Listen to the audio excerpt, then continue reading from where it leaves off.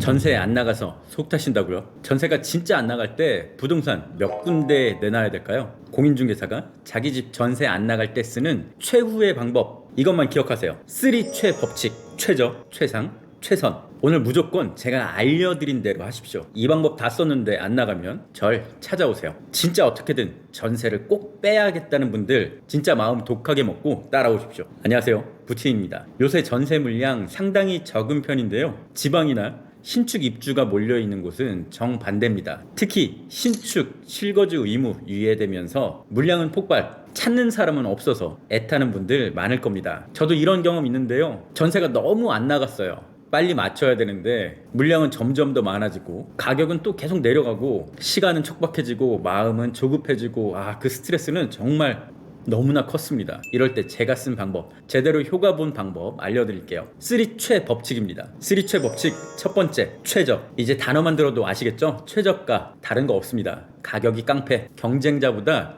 싼 가격을 부르세요. 신축 전세 싸면 장땡입니다. 전세 거래가 아무리 안 되고 수요가 정말 없다고 해도 진짜로 하나도 없는 건 아니거든요. 한 명, 두 명이라도 집을 보러 오고 계약하는 사람들이 있습니다. 그럼 그분들 어떤 집을 찾을까요? 당연히 싸고 좋은 집입니다. 자, 여기에만 집중하는 겁니다. 싸게. 그런데 이런 생각하는 분도 있을 겁니다. 난 가격을 많이 낮췄는데 진짜 아무도 안 보러 오더라, 계약이 안 되더라. 이럴 땐 가슴에 손을 얹고 생각해 보십시오. 진짜 싼 가격인지 말이죠. 나한테 싼 가격 말고 세입자한테 싼 가격이어야 합니다. 이런 분들 네이버 부동산 열고 다른 집 가격 검색부터 한번 해보십시오. 자, 여기서 가격 설정에 대한 문제가 있는데요, 처음 예상했던 전세가 그것만 생각하면 절대 안 됩니다. 물량이 많아지면 전세가는 계속 내려갈 수밖에 없는데요, 남들 눈치 보다가 남들 따라서 찔끔찔끔 내리면 절대 전세를 빨리 뺄 수 없습니다.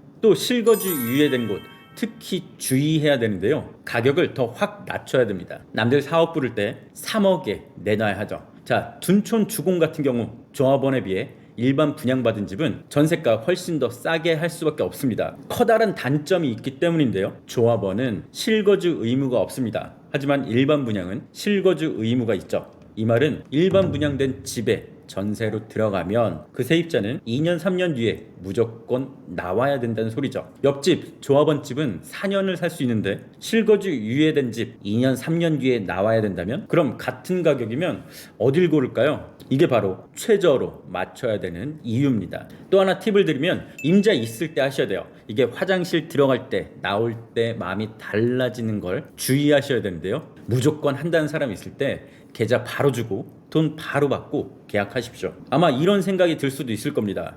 내가 3억 5천 부를 땐 아무도 안 왔는데 3억으로 내리니까 갑자기 콜이 들어오네? 그럼 3억 3천으로 올려볼까? 안 됩니다. 전세 1,000만 원 덜 받는다고 굶어 죽는 거 아니잖아요. 무조건 임자 있을 때 맞추셔야 돼요. 3최 법칙 두 번째, 최상. 집을 최상의 상태로 만드십시오. 각종 옵션, 혜택을 주는 겁니다. 에어컨은 기본 필수인데요, 시스템 에어컨 요새 방 3개짜리 9평, 방마다 시스템 에어컨 설치하고요, 거실, 주방까지 놓는 경우가 있습니다. 많게는 5대, 6대까지 들어갈 수 있죠. 분양할 때 유상 옵션을 선택하지 않았다면 지금이라도 신청해서 설치하면 됩니다. 입주 전에 하면 더 좋은데 입주 전 공사가 안 되는 아파트들도 상당히 많습니다. 그럴 땐 부동산 입주센터와 상의해서 방법을 찾아보십시오. 여기에 혜택을 더 주는 겁니다. 중문, 줄눈, 탄성, 방충망, 식기세척기, 옵션, 결국은 자신의 집의 가치를 더 향상시키는 거니까요, 돈 아깝다 생각하지 마시고 세입자 원하는 것 아니면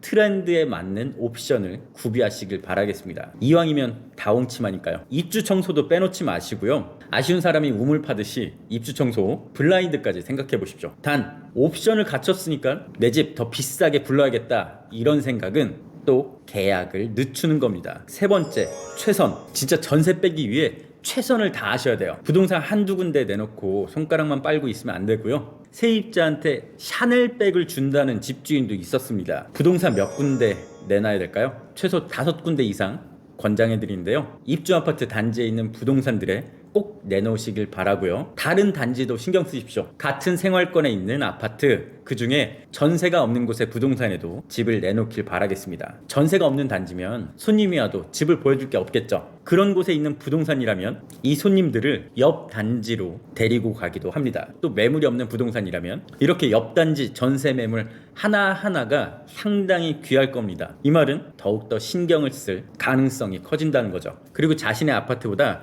크기가 작은 단지에도 매물을 내놓으십시오. 50평 집 알아보는 사람이 30평대로 갈 수는 없지만 25평 집 알아보다가 가격이 맞다면 당연히 34평까지 봅니다. 집의 면적이 작은 단지에 자신의 매물을 내놓는 것. 여기서 잠깐 문제 하나 드릴게요. 집을 내놓을 때 부동산을 전화로 한다, 방문해서 내놓는다. 뭐가 더 잘 빠질까요? 정답은 더 싼 집. 하지만 전화냐 방문이냐 골랐을 때 방문을 했다면 조금 더 빨리 빼줄 가능성이 큽니다. 대면이란 효과가 그만큼 엄청나다는 건데요. 부동산에 방문해서 동네 상황과 주변 분위기도 알 수 있고요. 또 그 부동산이 열정적으로 하는 곳인지 손님 동선상 찾기 쉬운 곳에 있는 부동산인지 파악할 수 있습니다. 제가 최후의 방법도 하나 더 알려드릴게요. 끝판왕 필살기인데요. 출혈을 감수하십시오. 돈으로 해결하는 방법이죠. 세입자의 전세대출 이자를 내주거나 전세보증보험료를 내주는 것도 생각해 보십시오. 이자 비용 생각보다 그렇게 비싸지 않습니다. 1년 이자 1,000만원, 1,500만원 중에 일부를 지원하는 방법, 전세보증보험을 들어주면서